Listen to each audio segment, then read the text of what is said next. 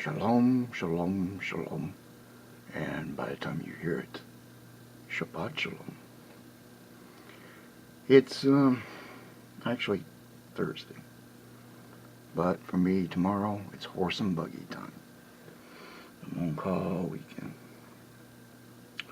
Probably going to be on call the week after. But this is the way it is.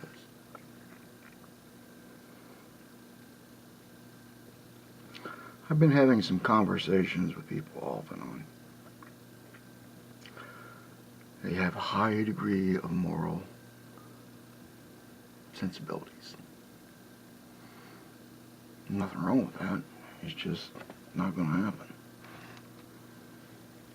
The path of ultimate peace and obedience to God, and even to obey one of the laws, which is to respect your own government, will fail. Because it can't be done. Because those in charge are actually working against God, if they know it or not. And most of them in power do not serve God. They serve Satan.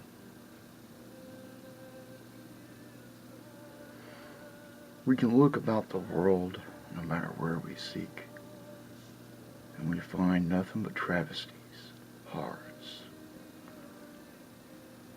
things that we thought we were way past, but we're not. As I told somebody I have knowledge of, I can't quite call him a friend, because we fight too much.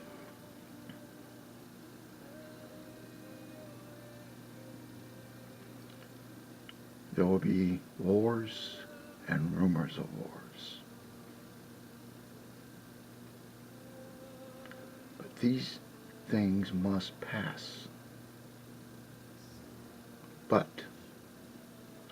have no fear in your heart, but these things must be, as the end comes soon.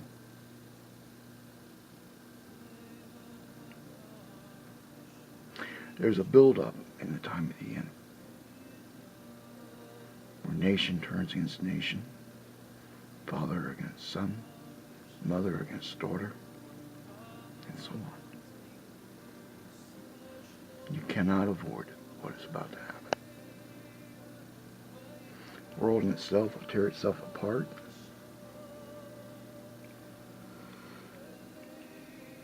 And everybody's going to be at everybody else's throats.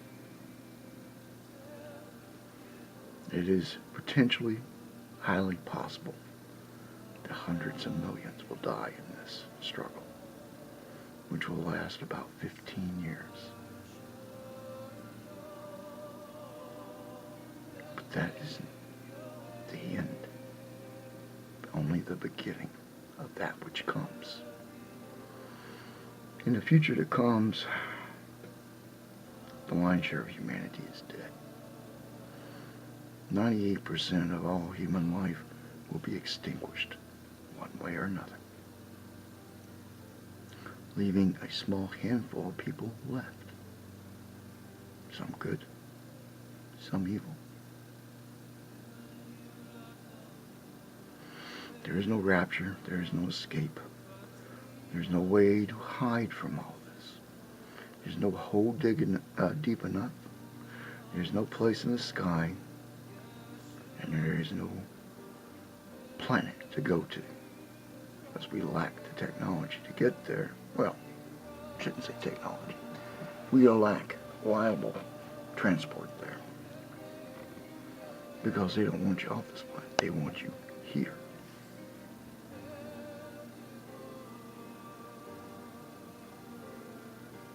Well, I will die. I've written this several times, and I'm not yet ready to disclose. But the Antichrist everybody has been looking for has already been here. He's just sleeping. He will be found in or around the deserts of Iraq, near the Tigris-Euphrates River, from what I understand. And he will not be Muslim. He will not be Christian. He will not be Hindu. He will not be Wiccan. He won't be any of it. He will form a one world religion, a one world government. 10 kingdoms to rule the world.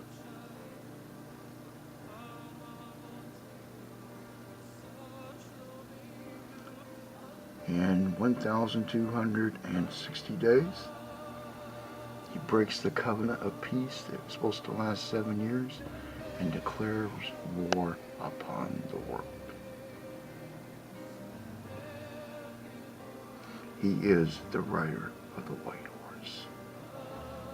He will be sent forth to conquer and to conquer. He cannot be stopped. He cannot be killed. Not by you, not by me, not by any mortal man. In the end, he will be thrown bodily into the lake of fire. Alive. To be next to his master, who will be chained there for 1,000 years. But this is after a lot of death, a lot of travesties, a lot of nightmares, things of which I will not speak of.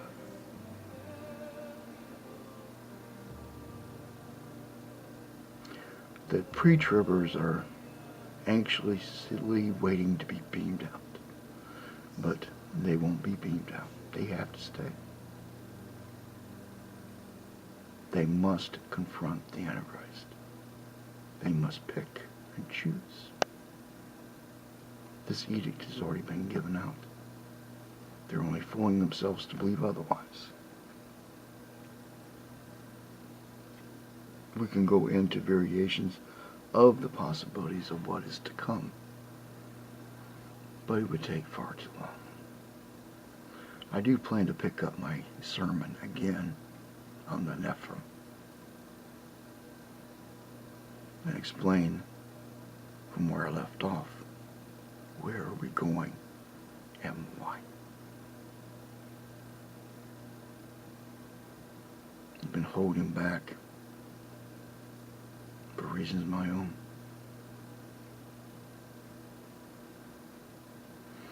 There's not much really I want out of life that I don't have. Really. And there's material things everybody would like to have, but they're not things that you can take with you. So in the grand scheme, they're valueless, worthless.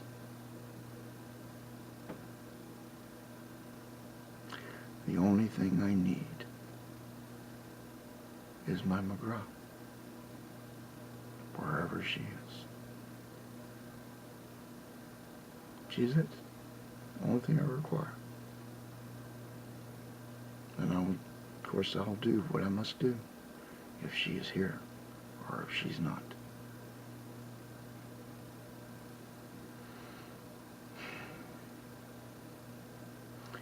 Have a peaceful and blessed weekend. May the blessings of God be upon you all. For my McGraw, as always, Turgah Agam Ditch. Shabbat Shalom.